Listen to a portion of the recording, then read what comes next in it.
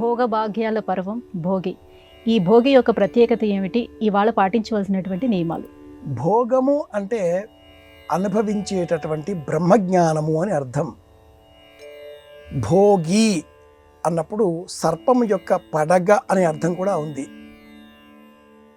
భ అన్న శబ్దానికి అర్థం ఆకాశము అని కూడా అనుకున్నప్పుడు విశ్వవ్యాపితమైన శబ్దశక్తి సూక్ష్మీకృతమై భూత్కారముతో మనకు ఆనందాన్ని ఆరోగ్యాన్ని అందించేటటువంటి అద్భుతమైన క్షణం ఉన్న కాలం భోగి.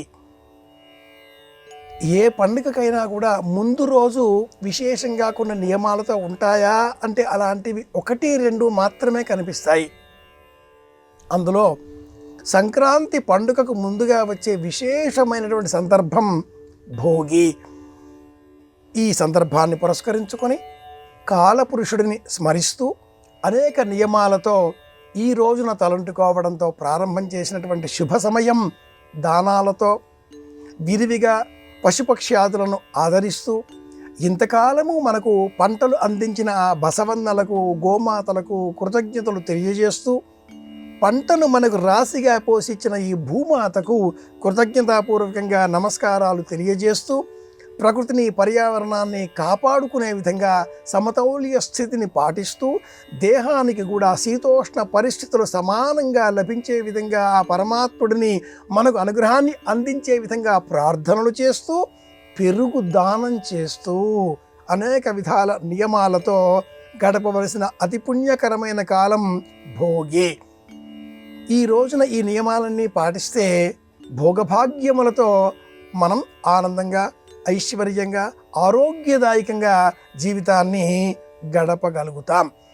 సూర్యోదయం కంటే పూర్వమే లేచి భోగి మంటలు వేసుకొని అందులో మనకు పాతకాలపు జ్ఞాపకాలన్నీ బాధించేవి ఏమైనా ఉంటే వాటిని అందులో విడిచిపెట్టి శరీరమంతా కూడా తైలముతో మర్దన చేసుకుని తైలాభ్యంగనం చేసి బియ్యం పిండితో వివిధ తీర్బండారములతో వంటకములతో చక్కగా వంటకములు సిద్ధం చేసుకుని దైవాన్ని స్తోత్రం చేసి పితృదేవతలకు తర్పణాదికాదులు అందించి బసవందనని ఆరాధిస్తూ అనేక విధములుగా అల్లుళ్ళు, కొడుకు, కోడలు, కూతురు, అల్లుళ్ళు, మలమలు, మనమరాళ్ళు ఇంటిల్లిపాది కలిసి ఇదే భోగం, ఇది ఆనందాలు కలిగించే భోగం అన్న ఆనందంతో జీవించడమే ఈ పండుగలో ఉండే పరమార్థం.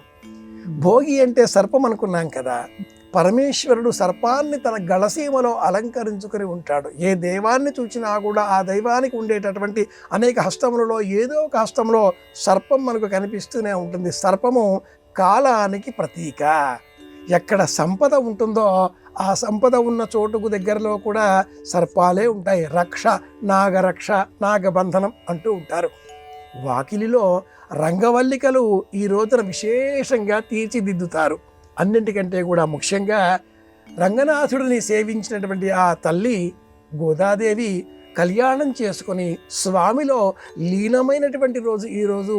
కాత్యాయని వ్రతానికి పరిపూర్ణ వ్రతంగా చెప్పబడ్డ కాత్యాయని వ్రతానికి వ్రత ఫలం పర అన్న జ్ఞానం అందించేటటువంటి రోజు ఈ రోజు కనుక భోగి జ్ఞానాన్ని కూడా అందించేటటువంటి రోజు. ఇది విషయం.